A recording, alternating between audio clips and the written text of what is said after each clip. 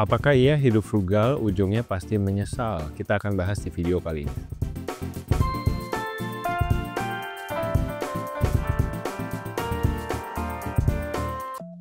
Sama seperti tabungan, bisnis bahkan butuh planning yang lebih rigid. Business owner perlu tahu bisnisnya mau dibawa kemana, revenue streamnya dari mana aja, dan potensi kebocoran operasional biasanya datang dari mana aja.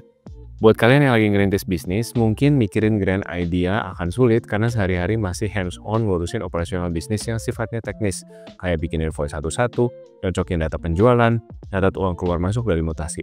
Belum lagi kalau waktunya tutup buku, ada yang nggak balance. Nah, repot tuh nyari balance-nya, angkanya kadang sampai keriting-keriting. Bakalan makin sulit nentuin tujuan goal selanjutnya di bisnis. Makanya kami mau rekomendasiin satu software bisnis yang cocok buat kalian, yaitu Odoo. Beda dengan software bisnis yang lain, di Odoo kalian bisa akses lebih dari 70 aplikasi untuk kelola bisnis secara modular.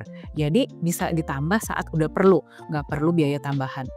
Untuk yang bisnisnya masih dirintis, bisa pakai aplikasi penting seperti invoicing, accounting, inventory, dan sistem kasir dulu kalau jualan online. Semua aplikasi ini terhubung, jadi ketika ada pembelian, data barang dan keuangan otomatis akan langsung diupdate. Kamu bisa tenang saat waktunya analisa kesehatan bisnis dan laporan keuangan karena semua transaksi di-record di sistem, buka laporan pun tinggal klik aja.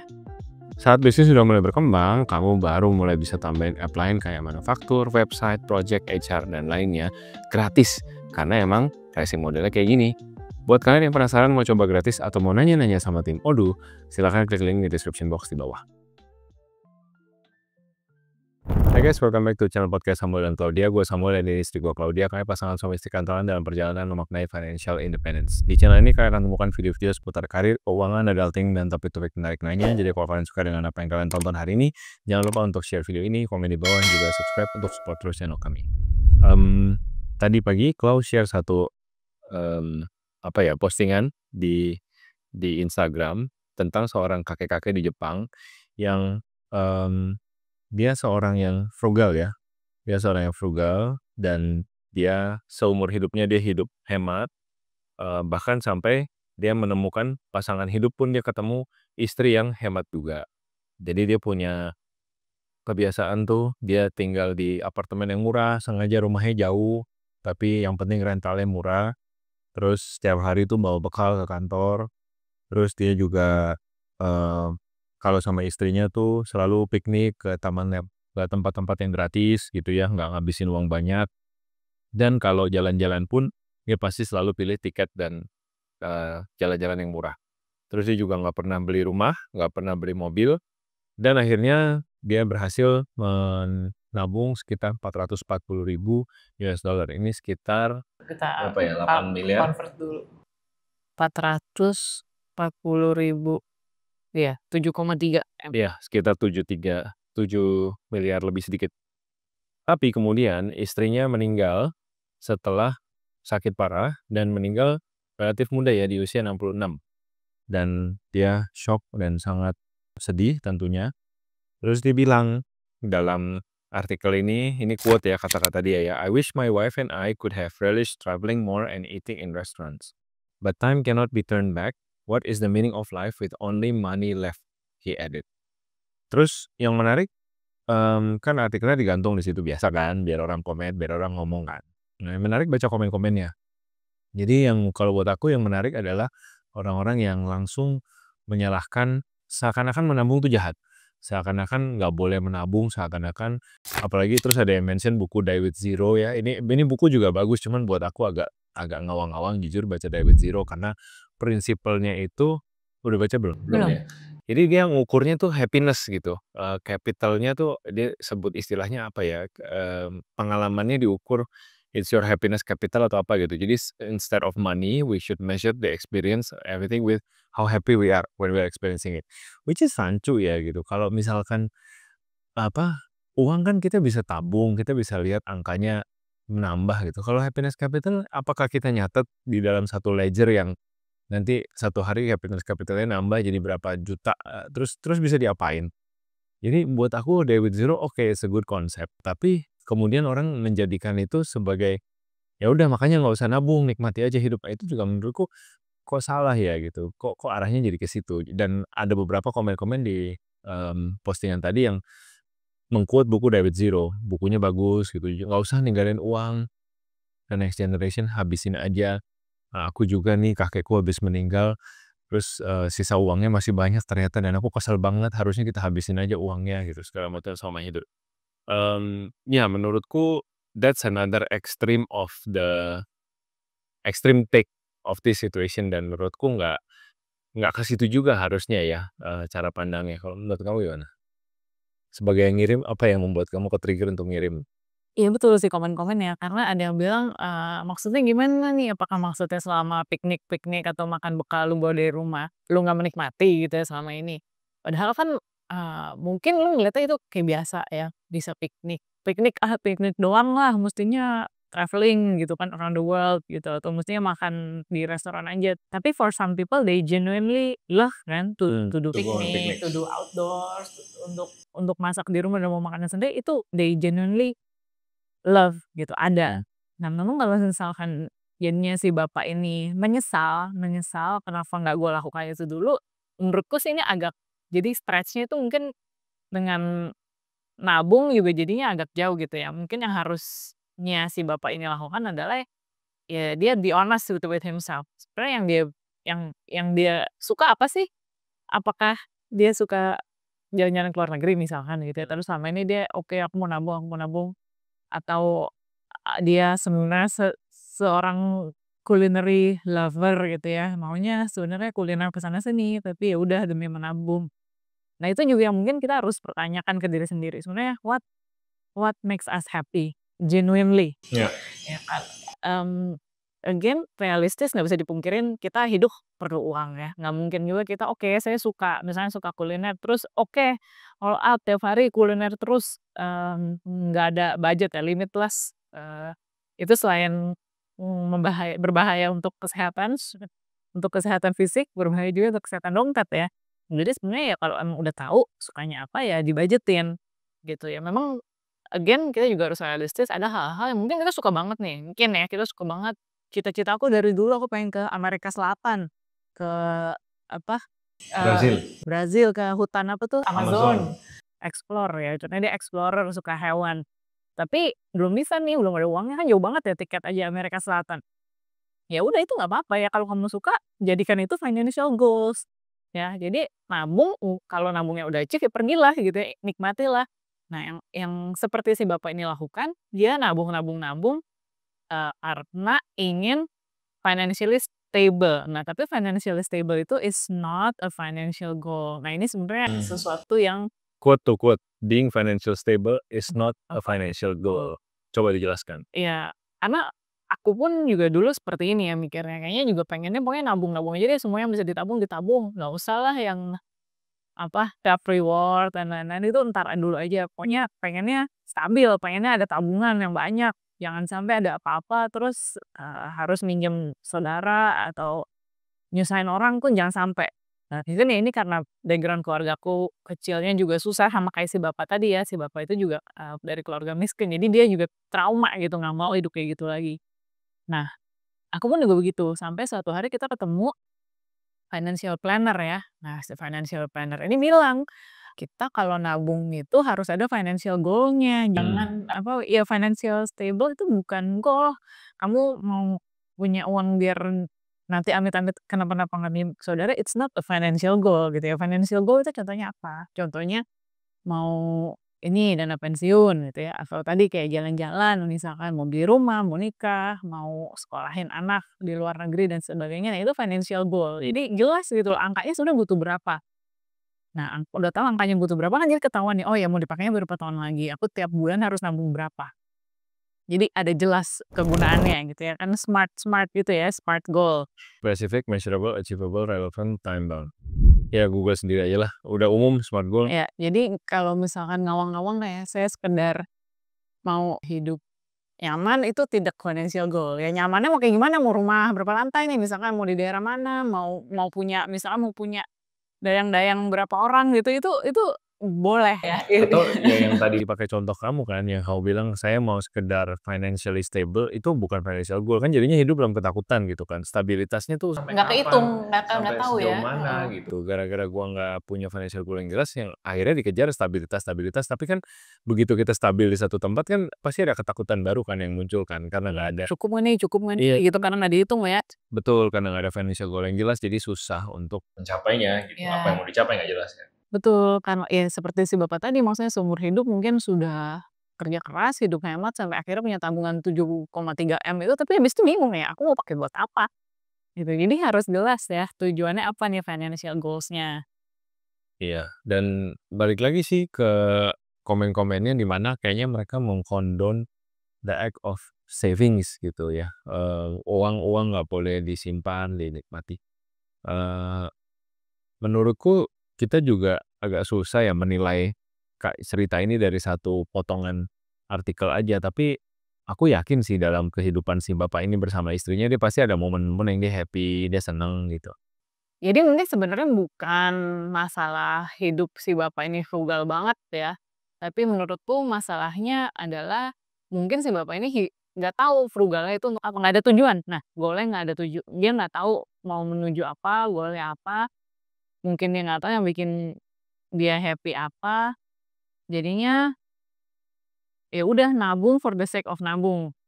Jadinya nyesel gitu ya, karena ya itu tujuannya apa, kan in the end ya uang itu kan cuman tool ya, cuman alat untuk kita menukarkan apa ya, menukarkan dengan Pengalaman, iya barang. betul, dengan even dengan kita simply surviving ya gimana, itu kan juga butuh uang kan, dan tapi intinya itu cuma alat tukar. Jadi bukannya kita kejar uang semata-mata uang, kejar uang sebanyak-banyaknya nih atau kejar nabung sebanyak-banyaknya. Nah, tapi ya aku mau nabung seberapa banyak ya, aku mau nabung buat dipakai apa ya, itu yang lebih penting sih untuk dijawab, untuk dicari tahu.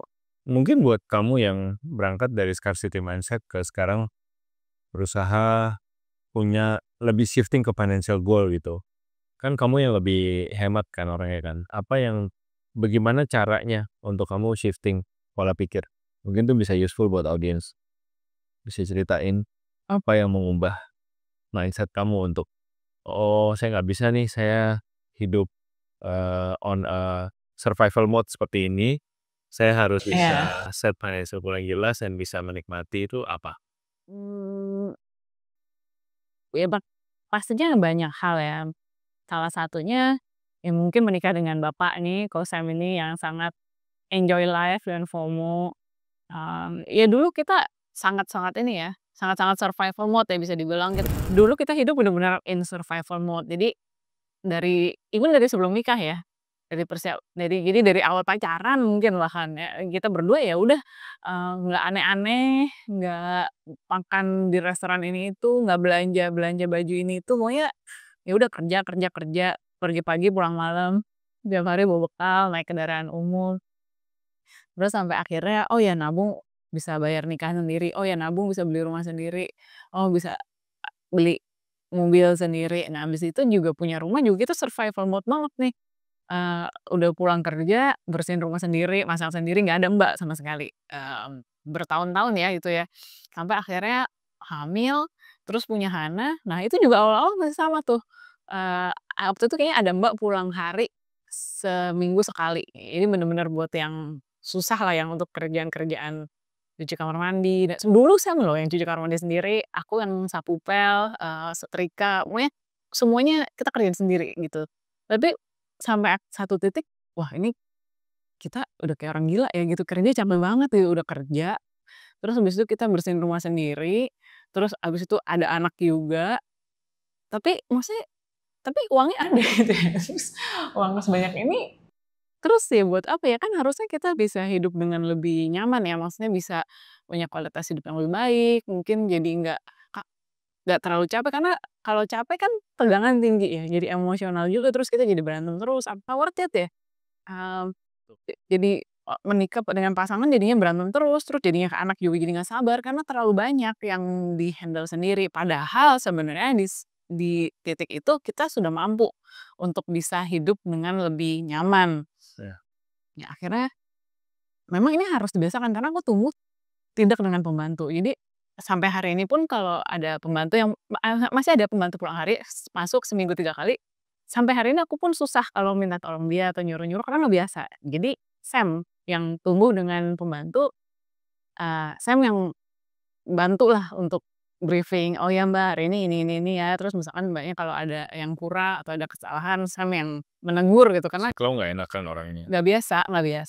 Ya Long tapi story short, kita merasa banyak benefit-nya gitu, walaupun mungkin nggak terbiasa, walaupun awkward, ya Mbak gitu lah ya, kan ada pro kontranya ya, maksudnya jadi, nggak terprosesi segala macam, tapi kita ngerasa, oh dengan ada yang bantu, dengan kita keluarin uang untuk hire helper dan dia bisa bantu, oh ternyata kita jadi punya lebih banyak waktu untuk ngurusin yang untuk lain-lain. ngurusin yang lain, bahkan untuk istirahat. Istirahat itu nggak salah ya, masa selama ini juga aku tipe orang yang kayak kalau bengong tuh kayaknya dosa banget nih, ini kayaknya gue mau menyia-nyiakan waktu, harusnya melakukan sesuatu yang produktif, baca buku kayak apa, beberes kayak bikin pembukuan, pokoknya harus gerak terus gitu. Nah ini juga sesuatu yang aku belajar dari Sam yang sangat slow gitu kan, sangat menikmati hidup bahwa ya nggak apa-apa, to take to take a break from time to time, karena bisa gila juga gitu kan, memang bisa nggak hidup kayak dulu?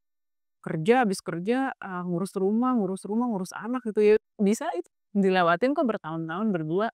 Tapi itu bener-bener, apa ya, spare kesabaran emosionalnya tuh seperti setipis kertas gitu ya. Kayaknya ada yang ini dikit dor, berantem berantem berantem. Nah itu tuh berasa banget dengan adanya helper, dengan kita take it more, apa ya, take it easier on life, jadi lebih jarang ya berantemnya. Jadi kita lebih banyak banyak waktu untuk istirahat. Iya. Heeh. Iya. Nah, balik lagi ke si bapak yang tadi gitu ya, tadi pertanyaannya apa sih? Nah, balik lagi kan tadi ke Sam Kamu kan kenapa pertanyaannya. Iya bisa punya iya mindset itu kayak kan gitu? tadi yang pertama jadi belajar dari Sam bahwa, oh ya, hidup itu nggak selalu tentang lihat buku tabungan terus harus tambah-tambah terus gitu. Sometimes we have to make the spending dan it's okay. Karena memang uang itu it's just tool, bukannya kita ngumpulin angka sebanyak-banyaknya.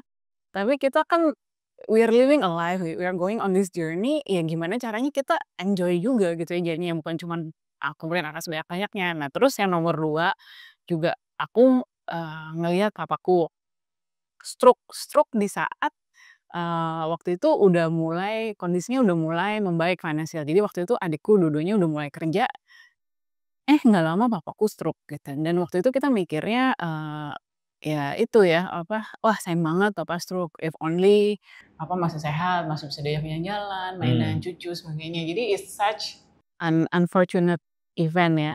Mungkin juga aku belajar dari orang tuaku ya, terutama dari mama. Nah ini mamaku juga hemat banget ya, mungkin ya itu, mama juga, growing up in scarcity mindset ya, bukan dari keluarga berada. Terus aku ngeliat mamaku tuh, ya ampun, ini mama udah dibeliin misalkan sepatu bagus-bagus ya, yang dompet bagus-bagus, tas bagus-bagus, tapi mama maunya pakainya yang udah lusuh gitu, karena dia sayang, takut ngerusak yang bagus. Terus ada body lotion yang bagus, dipakainya yang murah gitu kan, yang kurang oke lah gitu, karena sayang, nanti aja buat special occasion. Tapi ya you know what, kan special occasion datang beberapa kali, misalkan mamaku bilang mau pakai buat pesta gitu kan, mau pesta nanti kalau ada yang nikah gitu, ternyata pas nikah for one and another reason misalkan nggak bisa pakai baju yang dia udah save itu, ya apapun itulah ya, misalkan ternyata dress code-nya beda warnanya atau gimana, jadi nggak bisa dipakai. Nah terus kan sayang banget ya, udah beli-beli, terus nggak dipakai, terus simpen, pas dikeluarin misalkan, oh rusak gitu, atau misalkan, oh udah nggak muat lagi karena tuh bentuk tubuh sudah sedikit berubah gitu, karena udah simpen bertahun-tahun. Aku juga jadinya belajar, untuk bisa lebih apa ya, ya udah dress nicely, wear that special perfume that you like ya, ya mungkin nggak usah pakai pas ke pasar juga gitu, tapi maybe on Sundays gitu ya, when you're going out with your families, with your, husbands, with your wife, Iya. jadi jangan semuanya disimpen-simpen untuk entar gitu, karena ya udah today is special juga kok, nikmati aja karena nanti rusak, nanti ilang, nanti pecah gitu, nggak ada menunggu momen yang tepat untuk datang, taunya momen yang tepat itu nggak pernah datang. Ya udah pakai aja gitu.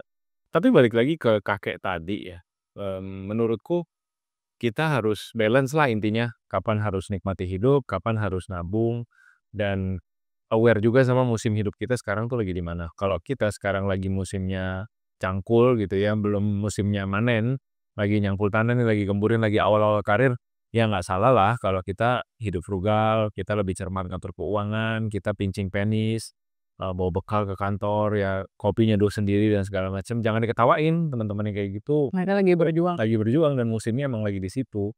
Jangan diputerin video ini terus kayak dipotong bagian yang kalau ngomong tadi enjoy life segala macam. Hey, we enjoy life after we save many many years, after we earn our keep gitu ya, after we put effort into our career bla bla bla. Sekarang waktunya kami mungkin ya menikmati sedikit, tapi buat teman-teman yang masih ada di musim nyangkul, menyangkullah dengan pride, dengan semangat, dan jangan berkecil hati kalau memang apa ya, belum bisa menikmati seakan-akan seperti orang-orang lain gitu. Jadi menurutku kita lihat cerita si kakek ini juga harus balance, aku mau praise his effort gitu ya, sepanjang karirnya bisa ngumpulin duit miliaran di hari tua, tapi itu juga semacam cautionary tale ya. Nah, tapi juga untuk pernikahan, ya pernikahan penting untuk diperjuangkan dan dibangun gitu ya, Celebrate komunikasi ya. dengan pasangan, celebrate, dan kadang-kadang good things come to an end. Ya seperti ini pasangannya udah nggak ada, ya celebrate life, mensyukuri apa yang udah kita lalui dengan orang itu, dan ya meskipun menyesal, oh belum begini, belum begitu ya, tapi pasti juga ada manis-manisnya yang kita juga bisa rayakan sih kalau buat aku. Iya. Jadi sebenarnya yang salah tuh bukannya kayak hidup frugalnya ya, tapi yang salah mungkin, eee, tidak ada financial goals-nya itu, aku nabung tuh buat apa gitu. Nah itu yang makanya penting banget gitu. Life is not all about money dan ya itu nominal kamu seberapa banyak di rekening yang tambah-tambah terus enggak gitu. Tapi realistis aja gitu, kita hidup juga kalau kita Nggak ada nggak uangnya, nabung ya itu juga nggak bisa ya, susah nggak usah juga. nggak usah lah kita ngomong mungkin bisa hidup bertanggung jawab dan lain-lain, itu udah pasti nggak bisa gitu. So, I think si kakek ini juga harus ini ya, puk-puk himself on the back gitu. Iya. He's doing great dan, most likely juga, ya biasanya kita kalau ditinggal pasangan memang Ada. selalu akan ada penyesalan ya. Iya. Bukan cuman pasangan, tapi orang yang kita kasih pasti kita kayak I wish I do more gitu ya, I wish I had given more time, I wish I had given more attention. Pasti itu pasti ada. I think it's part of the grief, tapi ya pelajarannya while, we are still living, ya take this time to communicate gitu ya. Hidup seperti apa sih yang mau kita bangun? What makes you happy? What makes me happy? Kita bisa nggak ya budgetin some of our money to celebrate small wins, to celebrate life. Ya mungkin ya tadi itu ya, aku mau sebenarnya cita-citaku ke Amerika Selatan gitu. Oke belum bisa, tapi mungkin latihan dulu, hiking di Gunung Rinjani misalkan. Ya maksudnya ya udah kita celebrate life gitu kan dikit-dikit sambil nabung sampai suatu hari nanti, oh ya bisa ke Amerika Selatan. Jadi harus jelas ya financial goals-nya apa, harus ada komunikasi juga yang, konsisten dengan pasangan yang in this case kan ya, kakeknya itu married, was married ya jadi, sebenarnya bikin pasangan itu happy apa gitu, karena belum tentu loh si neneknya itu Seneng seneng diajak makan mahal. juga gitu, iya Bisa kan. aja ya udah selama Dia ini udah you did me good. enjoy, iya. Apa kita Seneng dia mungkin diajak piknik masakin gratis. ya, masaknya terus lihat kakeknya makan tiap hari mungkin dia seneng gitu, tapi ya kakeknya itu menyesalin itu I think it's part of the grief juga gitu, tapi yang salah bukanlah hidup frugal yang menurutku ya. Tapi ya, harusnya kalau misalnya lebih tahu ada goals-nya dan tahu istrinya senangnya apa, jadi mungkin lebih nggak ada penyesalan kali ya. Ya kira-kira seperti itu opini kami tentang artikel kakek-kakek yang hidup frugal lalu menyesal ini. Buat kalian yang udah baca artikelnya juga, bagaimana menurut kalian? Atau topik tentang penyesalan karena terlalu hemat ini, bagaimana menurut kalian? Ada yang punya point of view juga, ada yang mau share komentar, atau mungkin mau nanya, silahkan share di kolom komentar di bawah. Take care and thank you for watching. See you guys next week. Dadah!